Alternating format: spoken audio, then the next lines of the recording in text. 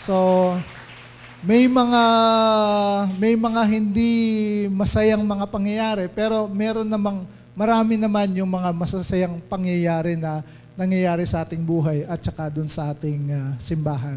Okay? So, simulan natin, no, yung dahil it's month of June at it's Freedom Month. So, paki-flash na yung ating magiging series, no, for this month of June. It's entitled Freed to Live.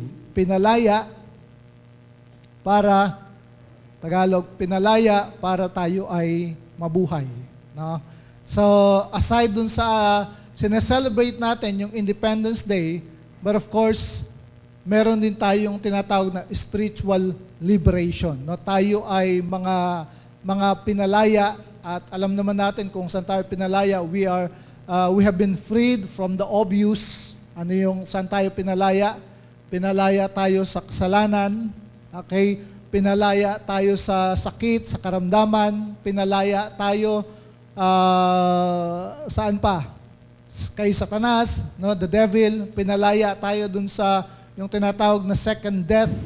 Di ba? Pinalaya tayo dun sa spiritual death. So those were the obvious, no, yun yung mga obvious na kung saan alam natin tayo ay pinalaya ng ating Panginoong Hesukristo. No, kaya nga na-enjoy natin yung ating Christian life, yung ating Christian walk because we have freedom. Meron tayong kalayaan sa ating Panginoong Hesukristo. Alam natin na hindi na natin mararanasan yung second death. Alam natin na hindi na natin mararanasan yung death dun sa lake of fire because we have been freed. Okay? Alam natin na tayo ay pinalaya dun sa ating mga kasalanan. Amen? Kaya nga every first Sunday, nagkakaroon tayo ng communion. Di ba? Yung communion natin, yan ay parang pagtanaw dun sa nakaraan, pagtanaw dun sa ginawa ni Jesus, dun sa krus ng Kalbaryo, kung paano niya binayaran yung ating mga kasalanan para tayo ay maibalik sa ating Diyos Ama, para ma-enjoy natin yung tinatawag nating sweet fellowship or relationship with God. Okay, so we were freed from the obvious. Kay Satan, sa sin, spiritual death, diba, yung eternal death dun sa lake of fire. Pero minsan, no, dun sa buhay natin, hindi natin napapansin na parang bumabalik tayo dun sa bondage. Kasi ang ginagawa naman ni Satan, no, parang dinideceive niya tayo dun sa mga non-obvious. Di ba? Yung mga tinatawag na parang mga subtle tricks ng kaaway. Kaya yung freedom na ibinigay ni Jesus sa atin ay hindi natin fully na-enjoy. Okay? So, merong mga Christians na alam natin, no, na pinalaya na tayo, pero ang nangyayari ay bumabalik tayo dun sa bondage. Kasi inaalaw natin ang devil, si Satan, na dayain tayo, no, i-trick tayo dun sa mga tinatawag na schemes ni Satan. Kaya we are not living the life na inintend ng Diyos para sa atin. Okay? Kaya ang title ng series na ito, mga kapatid, is Freed to Live. Pinalaya para mabuhay.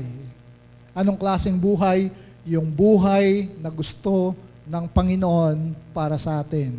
Yun yung buhay na ipinangako niya dun sa John chapter 10, verse 10. Naparito ang anak ng Diyos para bigyan tayo ng buhay, isang buhay na ganap at kasiyasiya. Of course, ang ultimate fulfillment nung John chapter 10, verse 10 ay doon na sa heaven. No? Doon sa piling ng ating Panginoong Jesus.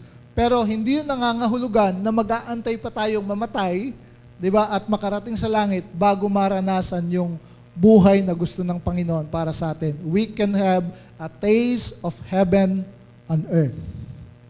Ulitin ko yun, mga kapatid. Bilang mga Kristiyano, we can taste parang a bit of heaven on earth.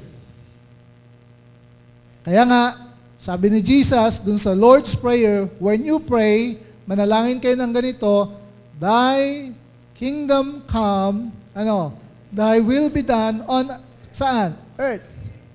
As it is in heaven. Yung nangyayari dyan, mangyari dito sa lupa. That is a taste of heaven on earth. Amen? Naintindihan po natin? Okay, so ito po yung verse na gagamitin natin, John chapter 8, verse 36. Ang sabi diyan, sabay-sabay nating basahin. Go. So if the Son sets you free, sabi niya, you will be free indeed. May kanta diyan, Brother Alex eh. Bukod pa doon. Yun. He whom the Son sets free is free indeed. Diba? Baka mamaya kantahin. Okay, I'm so glad Jesus set me free. Yun yung mga mga luma free for all. So maraming mga awitin na nilikha na kinumpose based on this verse. So sino yung Son na binabanggit diyan? Of course, none other than our Lord Jesus Christ. So he whom the Son sets free is free indeed. At meron pang sinabi dun sa kanta, do not be entangled with the yoke of slavery. Ibig sabihin, sabi niya, huwag ka nang bumalik pa dun sa pagkakaalipin. Pwede kasi, di ba? Parang parang binuksan na ng Panginoon, yung pintuan, yung prison door, malaya kang makakalabas, pero maraming mga Kristiyano ang nananatili pa rin dun sa loob ng kulungan. Kasi hindi nila alam na sila ay pinalaya na ng ating Panginoong Hesukristo o kaya nagpapadaya pa rin sila sa gawa ng kaaway, diba? Kay taning, diba? So, if the Son sets you free, sabi niya, you will be free indeed. So, tayo ay malaya. Manalangin po muna tayo bago po tayo magpatuloy, mga kapatid. Salamat po sa kalayaan na ipinagkaloob po ninyo sa amin, aming Panginoong Hesukristo. At aking dalangin na patuloy na ang kalayaang ito ay maranasan, ma-enjoy ng bawat isa sa amin. Tulungan din po ninyo kami, Lord God, na maging discerning, Lord. Ma-discern po namin yung mga atake, yung mga pandaraya ng kaaway na ginagawa niya sa inyong mga anak upang ibalik po kami doon sa pagkaalipin at hindi namin maranasan yung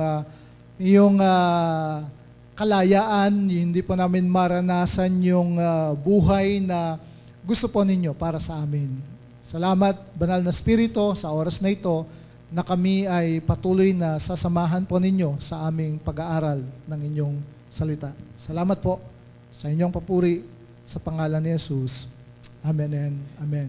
Ang isang parang ginagamit na parang bola ng tanikala na ginagamit ng kaaway para hindi natin ma-enjoy itong pinag-uusapan natin na freedom ay ito po. No, ito yung ating pag-uusapan. Magiging topic po natin sa umagang ito. So we will have, this month of June, we will have a series of topic about freedom. No? Yung mga bagay na tingin natin ay hindi nakakaapekto sa ating mga buhay, pero yun pala yung ginagamit ng kaaway, no, para ikadena tayo ulit, no, para kasi kapag nakakadena ka, of course hindi ka makakalipad, hindi mo ma-enjoy yung buhay na gusto ng Panginoon para sa iyo. So ito po yung topic, no, freedom from insecurity. No, yung insecurity. So para itong tanikala, mga kapatid, na pipigil sa atin kapag hindi natin na-handle, hindi natin na-deal yung mga insecurities natin sa buhay, hindi natin may sasapamuhay yung buhay na gusto ng Panginoon para sa atin. Okay? So, ang meaning ng insecurity, it means unstable, no, uncertain, lacking confidence, unsure, shaky, and unfounded. So ang insecurity, ang ibig pala niyang sabihin yung mabuway. para siyang, anong tawag dito, parang walang pundasyon. Di ba? Mabuhay siya, no? Walang kumpiyansa, di ba? Unstable. Di ba? Minsan pagpipili ng mapapangasawa, ang unang-unang tanong ng mga magulang ng babae ay, stable na ba yung lalaking yan? Stable ba yung kanyang trabaho? Ibig sabihin, matatag ba? Diba? So pag sinabi nating insecurity, hindi yan matatag. Yan ay mabuhay. Madaling panghinaan ng loob, madaling bumagsak. Okay? So, security means having full command to rule, to be without anxiety, to be free from care. At dinagdag ko, mga kapatid, ito yung gusto ng Diyos para sa atin. Meron kang full command. No? Ibig sabihin, ikaw yung nagmamaniobra ng buhay mo. Of course, sa tulong ng ating Panginoong Jesus. Malaya ka dun sa mga alalahanin. No? Malaya ka dun sa mga anxieties of life, dun sa mga cares, no, ng buhay, no? So, paano natin parang isasalarawan ang isang taong insecure? Okay? Ano yung trait? No? So, tingnan natin, no, yung 4 na traits. Ano ba sa Tagalog ang traits? Parang 4 traits. Para pag portrait, parang larawan, no? Portrait. Okay? 4 traits. 4 na katangian, no, ng isang taong insecure. Okay? So dito pa makikita natin, no, yung mga katangian or kung paano natin isasalarawan ang isang taong insecure. Number 1, sabi niya, yung insecure people, they are constantly tormented by what they think people think of them. Parang masyado kang affected, no, ang isang insecure na tao daw, masyado siyang affected dun sa iniisip ng ibang tao patungkol sa kanya na siya lang naman ang nag-iisip nun. Nakuha natin, nagets natin? Masyado kang affected dun sa iniisip ng ibang tao, pero ikaw lang din naman ang nag-iisip patungkol doon. In other words, hindi naman nila iniisip o hindi naman nila sinasabi na ganun ka, ikaw lang yung nag-iisip, no, na iniisip mo na ganun yung iniisip nila patungkol sa iyo. Malinaw ba? O magulo? Yeah. So, yun yung, kasi parusa yun torment yun. Parang ang mangyayari nun, masyado kang magiging mechanical, yung tinatawag nilang denumero. Diba? You cannot parang live your life freely kasi iniisip mo, diba? Ang iniisip mo ay kung ano lagi yung sasabihin ng ibang tao patungkol sa iyo. So masyado kang concerned dun sa bagay na yon. Pero sa katotohanan naman, no, hindi naman ganun ang niisip nila sa iyo. Ang isang insecure na tao, kapag naglalakad dyan, at nakita yung, halimbawa, sila Eunice, yan, sila Jonah, naglalakad siya, at nakita niya, nagkukwentuhan, parang nagbubulungan. Hindi naman niya narinig kasi medyo malayo siya. Tapos biglang naggigel, biglang mga, anong tawag doon, tumawa. Di ba? Iniisip niya, ang nandun kagad dun sa isip niya, siya yung pinag-uusapan at siya yung pinagtatawanan. At iniisip niya, merong mali sa kanya. Mali ba bihis ko? Diba? Tama naman Diba? Hindi naman orange yung pantalon ko tapos green yung aking...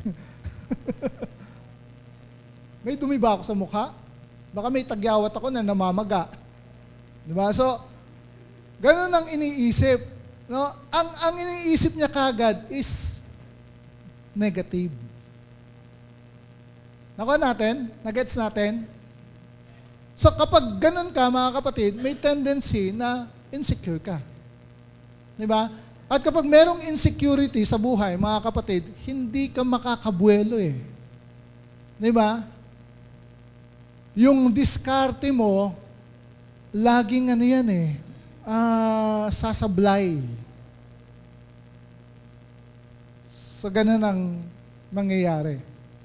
No? Laging negatibo. Okay, pangalawa, mga kapatid, tinitingnan lang natin, no, paano natin dinidescribe yung isang insecure na tao.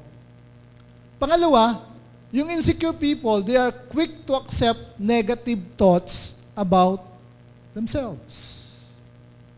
Kaya yung mga insecure na tao, mga kapatid, yung kanilang mind, it becomes the devil's playground. Alam ninyo, yan yung pinaka-paboritong, ang isipan ng isang insecure na tao, yan yung pinaka-paboritong playground or palaruan ni taning. Laging meron siyang mga negative thoughts na ibinabato sa iyo at ikaw naman, tanggap ka ng tanggap. Yung sinasabing, hindi ka karapat-dapat, you're not worthy as a person, kaya nangyari yan sa'yo, kaya ka iniwan ng boyfriend mo kasi pangit ka. Kasi ganyan ka. Di ba? Pero kapag hindi ka insecure, no, iniwan ka ng boyfriend mo, ano sasabihin mo? Hindi ako ang nawalan. Kasi alam mo yung worth mo, di ba? Yung halaga mo sa Panginoon. Mga kapatid, hindi ang Diyos ang magsasabi sa iyo na bobo ka at wala kang halaga. Kasi in the first place, sinasabi na ng Bible, Genesis 1:26, that we are created in the image of God. Sinasabi ng Bible, Jeremiah 31 verse 3, if I'm not mistaken, na God has loved us with an everlasting love. Tama? That He chose us, sabi ng Bible, Ephesians, in Him before the foundation of the world. That in Christ we are called beloved. Mga minamahal. Amen? Pero, hindi nyo napapansin, mga kapatid, minsan, yung ating mga thoughts, pinaglalaroan ng kaaway. And we keep entertaining the devil's suggestion. Bobo ka. Di ba? Wala kang halaga. Hindi ka magtatagumpay kahit anong gawin mo. Pinanganak kang mahirap, mamamatay kang mahirap. At kapag tinanggap mo yon, ganun na nga ang mangyayari sa iyo. Kaya nagiging insecure ka ngayon. Ang isang insecure na tao, parang wala siyang mukha na ihaharap sa harapan ng mga tao. Naintindihan ba natin? Kaya nga, ang parang pinakaunang step dito, dapat kilalanin mo ang iyong sarili kung sino ka sa harapan ng Diyos. I'm a child of God, I'm a child of the King, I'm more than a conqueror in Christ Jesus. I have eternal life in Christ Jesus. Kaya ka hindi takot mamatay. Di ba? Kasi alam natin, meron tayong, pagkatapos ng buhay na ito, meron pa tayo nung tinatawag na buhay na walang hanggan. Ang kamatayan, mga kapatid, ito po ay isang pagtawid lang mula dito sa buhay na to, no, yung mundo na nakikita ng ating mga physical na mata or naked eyes, no, yung kamatayan, yun yung magtatawid sa atin patungo dun sa tinatawag na panibagong buhay na wala ng kamatayan. So death sa atin as Christians is only the beginning of life. Eternal life. You will spend your life throughout eternity na kasama ang ating Panginoong Hesukristo. Amen po yun? So, insecure people are quick to accept negative thoughts about themselves. So, parang tinanggap mo na bobo ka, you're nothing but a second-rate copycat. Tinanggap mo yun. Di ba? Kaya ganun na ang nagiging tingin mo sa sarili mo. Every suggestion, every negative thoughts na binabato sa'yo ng kaaway, tanggap ka ng tanggap. Okay? So, number 3, mga kapatid, insecure people are defensive. Ang sabi? Insecure people are defensive and they cannot have healthy disagreement with people.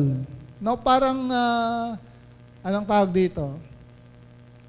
Parang feeling mo, kapag hindi uma-agree sa'yo, o dun sa opinion mo, you are taking it personal. Di ba, meron kasabihan, let's agree to disagree. Di ba, parang ano lang yan yan ang opinion mo, eto yung opinion ko, pero kinakailangan mong mag-away tayo dahil magkaiba yung ating opinion. Di ba? So, kasi ginamit yung phrase na yun, no? Let's agree to disagree dun sa mga parang debate, dun sa mga, ang unang gumamit nun actually ay si John Wesley, no? At gumawa siya ng isang sermon, yung kanyang contemporary si George Whitefield yata yon, na hindi sila masyadong magkapareho dun sa doktrina, no? So, pero sinabi niya na let's agree to disagree. Ang ibig lang sabihin nun ay hindi nangangahulugan na magkaiba tayo ng opinion, magkaaway na tayo. Pareho tayong lingkod ng Diyos at pareho naman nating ipinapangaral si Jesus bilang Panginoon at tagapagligtas. It just so happen na meron tayong difference of opinion. Diba? So, ang isang insecure na tao raw, mga kapatid, kapag parang hindi agree dun sa kanyang opinion, tinetake niya to kagad as personal. At hindi yan parang tumatanggap ng opinion ng iba, kaya ang nangyayari naman ay walang pagkatuto. Diba? Hindi ka natututo. Sa aminin man natin o sa hindi, mga kapatid, we don't know it all. Tama? Meron tayong mga bagay na hindi alam. Okay? Meron tayong mga blind spot. Diba? At nakikita yun ng ibang tao, kaya kapag feeling mo, kinikriticize ka, isipin mo muna, totoo ba yung kanilang sinasabi? At kung nakita mo na totoo, then you can adjust. No, it-tweak mo yung buhay mo para meron kang mga bagong natututunan sa buhay mo. In other words, mga kapatid, there's always a room for improvement. Diba? Nai-improve pa natin yung ating mga buhay. Pero kung meron na nagsasabi sa'yo na ganito kasi yan kapatid Hindi, ito yung tama. Meron kasi mga taong gano'n, hindi, ito yung tama at ipipilit na, ito talaga. Di ba? Ang tama lang na mode of transportation ngayon ay karitela. Hindi kapatid Panahon na ng mga jeep, ng mga taxi. Merong mas mabilis. Hindi, ito lang yung tama. Merong mga taong gano'n no? Okay? So, insecure daw yung mga taong gano'n. Now, they are defensive and they cannot have healthy disagreement with people. Number 4 is insecure people believe that they must promote themselves or they will be overlooked by others. No? Yung mga insecure daw na tao ay naniniwala sila na kinakailangan nilang i-promote. Ang ibig sabihin nun, mga kapatid, kinakailangan nilang laging magpapansin para sila ay mapansin. Ganun lang kasimple yun, no? Kinakailangan mong magpapansin, di ba? Para ikaw ay mapansin. Hindi naman kinakailangang, in other words, mga kapatid, sorry for the word, epal ka. Alam mo yon, na masyado kang nagpapaka-epal para lang ikaw ay mapansin. Pinopromote mo yung sarili mo, di ba, para ikaw ay mapansin ng iba. Hindi mo naman kinakailangang magpapansin. Okay? Kasi kung tama naman, kung maganda naman yung mga ginagawa mo, at makabuluhan naman yung mga pinagagagawa mo sa buhay mo, mapapansin ka naman. Amen ba yun? Okay.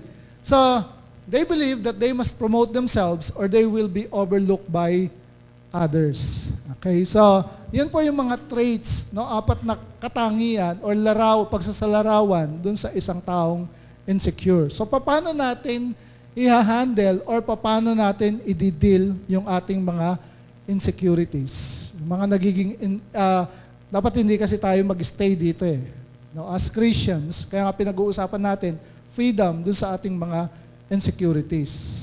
Kasi one way or another, di ba, medyo nagkakaroon tayo ng insecurity. Kaya nga meron sila ng term na ginagamit na parang security blanket. Ano yung nagiging security blanket mo? Di ba? Kasi may mga tao na insecure sila dun sa future. Di ba? Yung iba insecure sa tao. Ang iba insecure dun sa kanilang mga looks. So we have different mga insecurities na kung hindi natin babantayan ay magiging harmful yun, no, dun sa ating pagkatao at saka dun sa ating pamumuhay. So paano natin i-deal, no, paano natin i-handle yung mga insecurities na to? Okay, so keys, no, 2 lang, kaya 2 yung key para hindi masyadong matagal. Okay. So, kung gusto niyo ng dagdagan, ay nasa sa inyo na yon. No, kung meron pa kayong maisip na iba, okay lang. No, hindi naman nangangahulugan. No, kung sinabi kong 2, 2 lang talaga. Kung may maisip kayo, merong ibigay sa inyo na thought si Lord, pwede niyong idagdag, okay lang yon. Okay. Basically, ito yung 2 key, no, in dealing with insecurity. Number 1, mga kapatid, kasi yung mga insecurities natin, it has something to do with people. Yung nai-intimidate. Sino na sa inyo ang kapag nandun sa presence ng ibang tao, nai-intimidate ka? Meron ganun, di ba? Halimbawa, kapag medyo kaharap mo ng mga tao ay yung mga may pinag-aralan, o kaya sabihin nating mayayaman, tapos ikaw, ganito lang yung pinag-aralan mo, o ganito lang yung yaman mo. Diba? So, ang tendency parang nai-intimidate ka, natatakot ka. Tama? Or yung parang magsasalita ka sa harapan. Okay, yung opening prayer na lang. Diba? Naatasan ka para mag-opening prayer or mag-closing prayer. O kaya magbigay ng welcome remarks, welcome address. Nakita mo, nung una medyo, okay, parang, biglang may dumating. Diba, nakilala mo na, naku, matalino to, mahusay to, naku, mayaman to, bigla kang ngayong kinabahan. Kaya nung pagtayo mo, nung nagsasalita ka na, nagkandabuhol-buhol na. Diba? Nagkandabuhol-buhol na, nag-English ka, diba? Nagsusuntukan na yung subject at saka yung predicate. Diba? Kung ano-ano na nangyayari. So, yun ay resulta nung ikaw ay na-i-intimidate. Di ba? So, it has something to do with people. Kaya yung number 1 na key in dealing with insecurity ito, no? Dun sa mga tao. Number 1 is stop fearing people. Huwag kang matatakot sa kapareho mong tao. In other words, parang ganito yan. Kung senador siya, at least ako hindi nagnanakaw. At least ako, walang pidaf. Di ba? Kung congressman siya? Kung mayor siya, governor siya? Pareho lang naman kaming tao. Yung bang kinakain niya, iba dun sa kinakain ko? Yung bang pupo niya, mabango? Di ba? So, minsan, yun yung nakakalimutan natin eh. Di ba? So, parang nire-rate natin yung ating halaga, yung ating pagkatao based dun sa ating dun sa educational attainment, 'di ba, dun sa kayamanan at kung popularity, 'di ba? So dun natin minsan parang kina-classify or kina-categorize yung mga tao.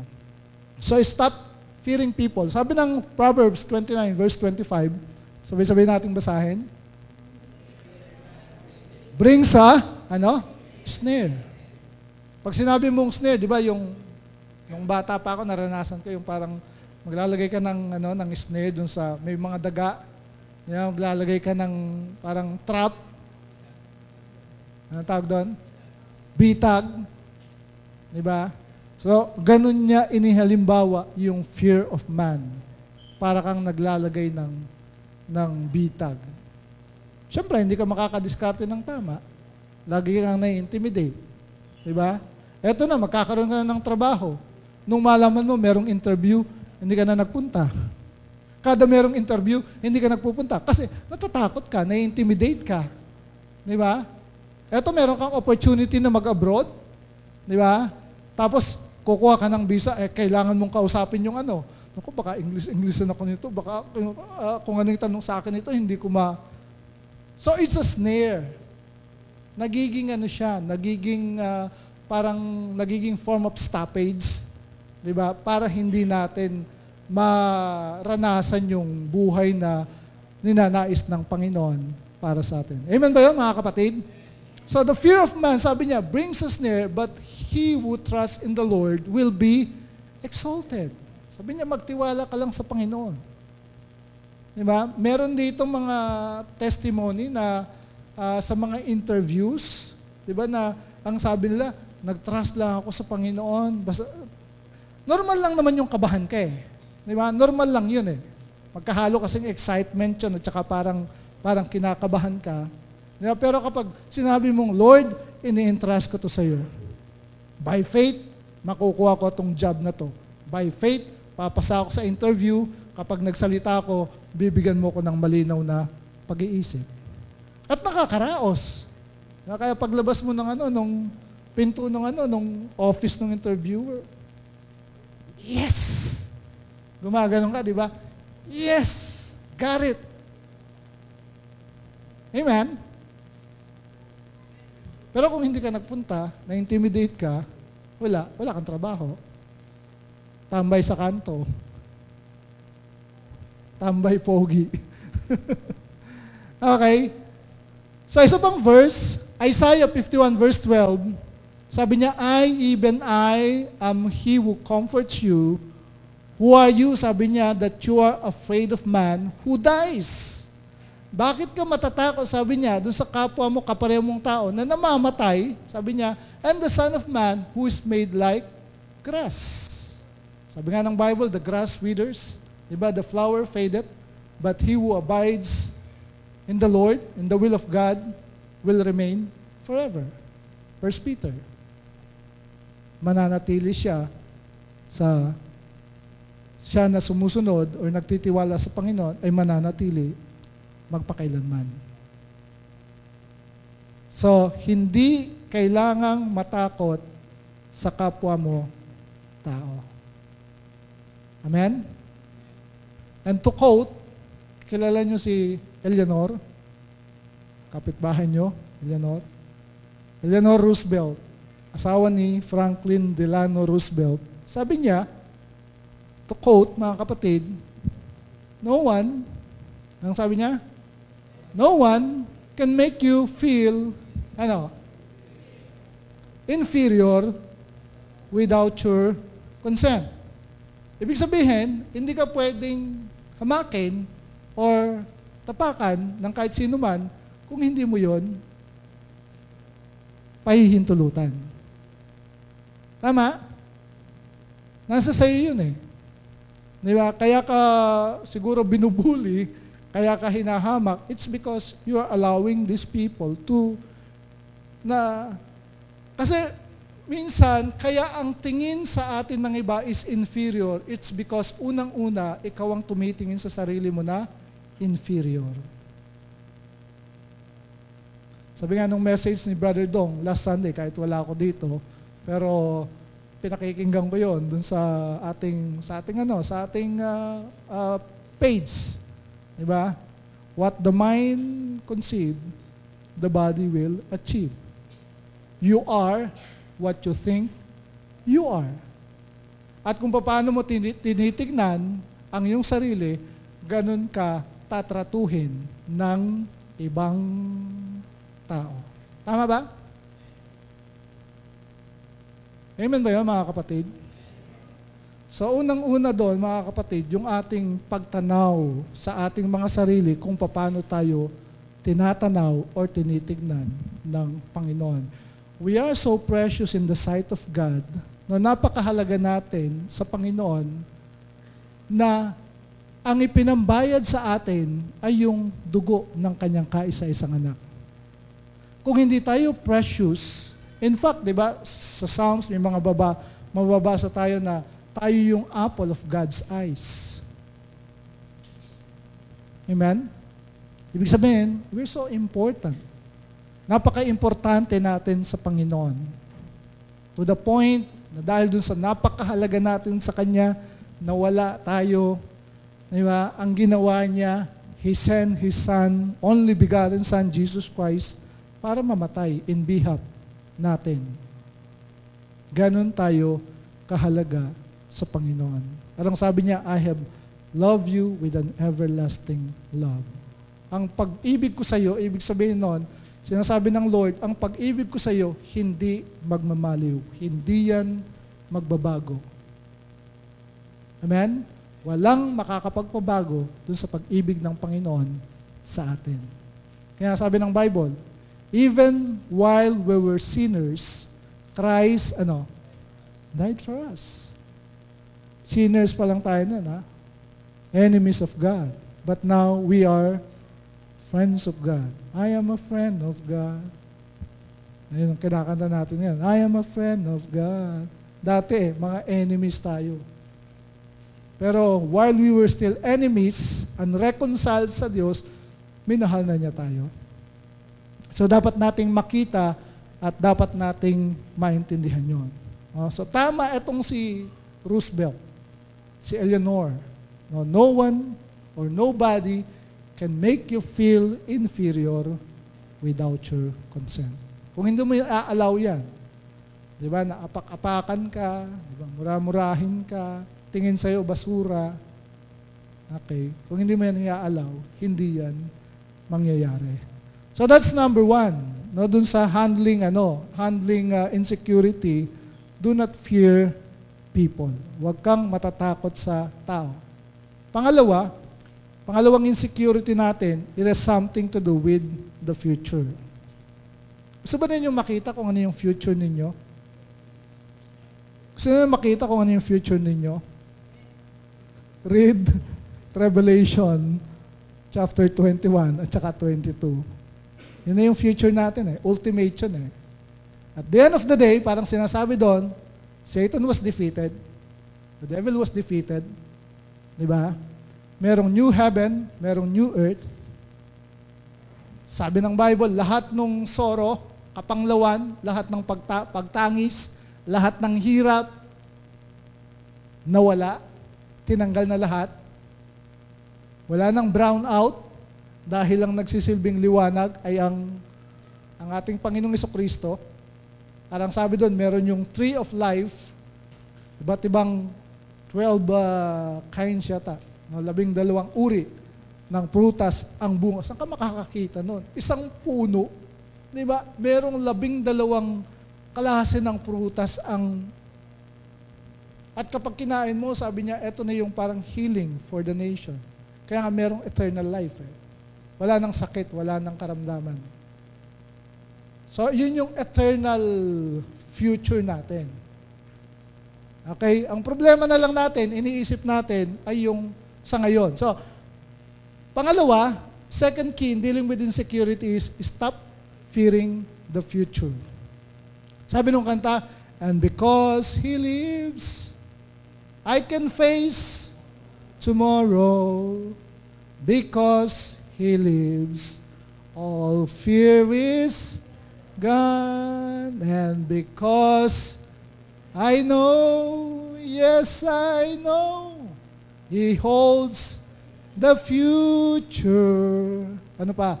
Life is worth the living just because Christ lives.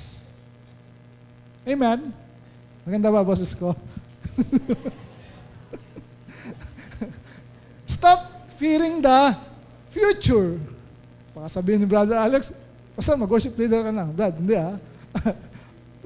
preacher ako in the first place. Okay, hindi ako worship leader. Okay. Stop fearing the future. Kasi who holds the future? God, our Lord. He holds the future. Kaya kapag medyo may namamatay na Kristiyano, nalulungkot tayo. Pero on the other hand, masaya rin tayo. Bakit? Masaya ka dahil, yes, kinuha na siya ni Lord. Di ba? Kasi, alam natin yung sinasabi ng salita ng Diyos, precious in the sight of the Lord is the death of His saints. Anong verse?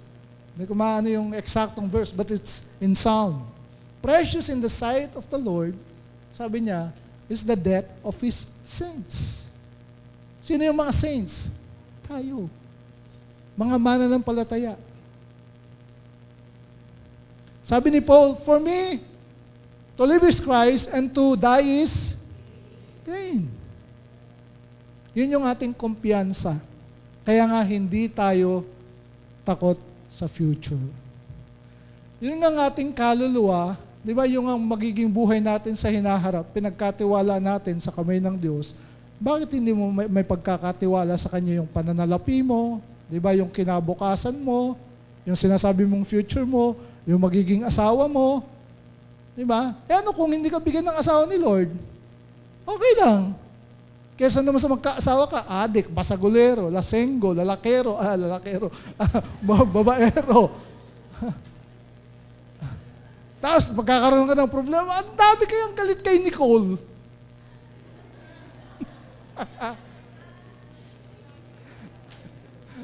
The legal wife. Sabi, naiinis ako kay Agnes buti wala siya. Nandiyo ba? Naiinis ako. Panood ng The Legal Wife, tapos react ng react. Yung iba nga, magko-comment pa sa FB pagkatapos ng ano. Sabi ko, abangan mo, mamaya may magko-comment na yan. Talaga namang, anong tawag dito, talagang affected dun sa The Legal Wife. Nung una, before The Legal Wife, my husband's lover naman. Di ba? Ang daming ba't ba ako napunta doon? Sa asawa, yun, sa asawa. Ano kung hindi ka bigyan ng asawa ng Panginoon, kung yun ang makakabuti para sa'yo? That's okay. Diba? Kasi, andyan naman si Lord. Okay, masyado akong spiritual pagdating siguro dun sa ganon. Pero, in case na maging ganon, anong problema? May problema ba? Kasi naman doon sa may asawa ka nga, namang problema ka naman. At least single ka, I'm free as a bird. Gusto kong pumunta sa ganito, makakapunta ako. Yeah? Pag inaya ako dito, enjoy! May mga nagtatanong sa akin sabi, Pastor, hindi ka ba nalulungkot, wala kang anak? Sabi ko, hindi naman, hindi ako affected. Kasi, pinag-pray ko naman. Di ba? Nag-pray ako. Actually, 3 beses na miscarriage si Agnes, di ba? Sa hindi po nakakalam, 3 beses na nakunan. Every time na magbubuntis siya, I lay my hands dun sa kanyang womb. At nagpapasalamat ako sa Panginoon. At dinideclare ko yung promise dun sa, I think it's Exodus or Deuteronomy, na promise ng Panginoon na doon sa mga Israelites, no one na wala sa kanila yung parang mami-miscarriage. Dinideclare ko yun . So, hindi mo masasabi na na kaya wala akong anak o wala kaming anak, it's because lack of faith. Kasi, I have prayed and we have prayed. Diba? Until such time, yung pangatlong miscarriage ni Sister Agnes, well, nandun kami sa, tong hospital natin sa Pasita, yung family, yes, yun yung, anong year yun na, actually si Brother Dong pa nga tumulong sa amin na naghatid kay Agnes na dun sa family care. So, anong tawag doon? Naraspa, diba? Pag naraspa ka, para ka na rin cesarean, the same yung gastos. So, sabi ko sa Lord, nakipag-deal ako sa Panginoon. Sabi ko, Lord, tapos ang isa pang doon, habang sabi nung kanyang OB-GYN ni Agnes, habang nandun siya, dun sa room, tataas baba, biglang mag-shoot up yung kanyang BP, tapos bigla na lang bababa. So, sabi ko sa Panginoon, Lord, deal. Sabi ko, hindi naman big time, hindi big deal sa akin yung hindi ako magkaanak. Kasi in the first place, nung pakasalan ko tong asawa ko, si Agnes, hindi ko naman sinabi na kaya kita pakakasalan dahil gusto ko magkaroon ng anak. Di ba? Kaya ko siya pinakasalan dahil mahal ko siya. Di ba? At gusto ko siya, buti na lang wala siya. Di ba? Buti na lang wala siya. Hindi niya naririnig. So, ang ibig ko lang sabihin doon, mga kapatid, siya yung pinakasalan ko eh. Di ba? So, hindi kasi ako naniniwala doon sa sinasabi ng ibang lalaki na kaya sila nagkahiwalay, kaya nakipag-divorce. It's because hindi siya mabigyan ng anak. In the first place, nung pakasalan mo yan, wala pa naman siyang anak. Wala ka pa namang anak sa kanya eh. Di ba? So, ang ibig lang sabihin doon, sabi ko sa Lord, Lord, kung ganito lang, na every time na parang magbubuntis, manganganib, di ba, yung buhay ng asawa ko, it's okay to me na kahit hindi mo na ako bigyan ng anak. Anyway, ang dami ko ng mga anak, mga spiritual sons and daughters. Ang dami ko ng mga anak, sabi ko. So, pinag-pray ko talaga yun sa Panginoon, nakipag-deal ako sa Lord, hindi ako magtatampo sa iyo. Sabi ko sa Panginoon, Lord, hindi ako magtatampo sa iyo. Di ba? May mga pagkakataon, naiisip ko na pag matanda na kami, sino mag-aalaga sa amin? Well, Lord, yung future ko, hawak mo. Ikaw bahala. Tinitiwala ko yan sa hindi mo ako binigyan eh. Ibig sabihin, meron kang ipapadala. Or, ibig sabihin, itatawid mo kami dun sa bagay na yun. So, yun yung dealing ko sa Panginoon na, Lord, okay lang. It's okay. Hindi ako magtatampo sa iyo.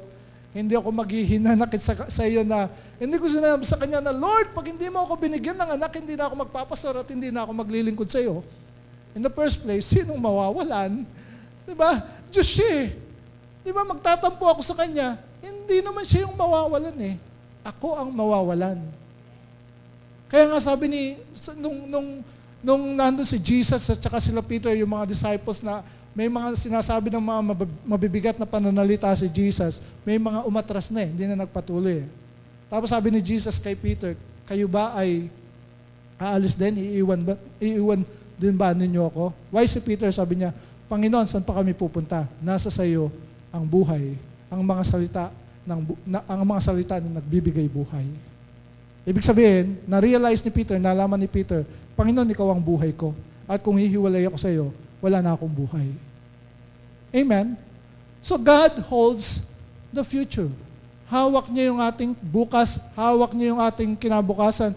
At kung ipagkakatiwala lang natin yun sa Kanya, mga kapatid, hindi tayo mapapariwara. Mas alam ng Diyos ang gagawin niya sa buhay natin kesa sa iyo.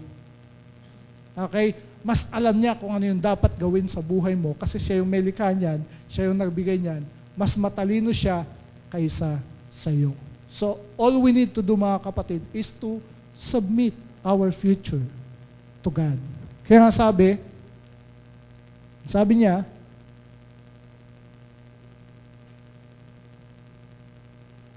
lalampasan ko na yung isa, Jeremiah 29:11, For I know the plans I have for you, favorite, di ba? Says the Lord, they are plans, for good, and not for disaster. Hindi para, alam mo yon, hindi para ipahamak tayo. To give you a what? Future. To give you a future. Kaya, secure yung ating future sa Lord. To give you a future and a hope. Amen ba yun, mga kapatid?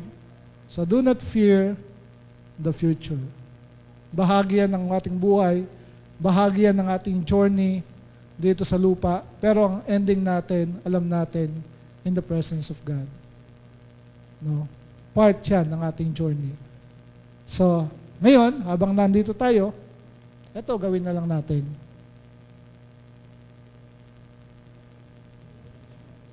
Ito po yung ating conclusion. Be who God wants you to be, not what others want to see. Okay, so kung ano yung gusto ng Panginoon para sa iyo, huwag mong gayahin yung iba. No? Huwag ka nang gumaya sa iba. Kasi iba yung iba yung blueprint, iba yung plano ng Panginoon para sa iyo.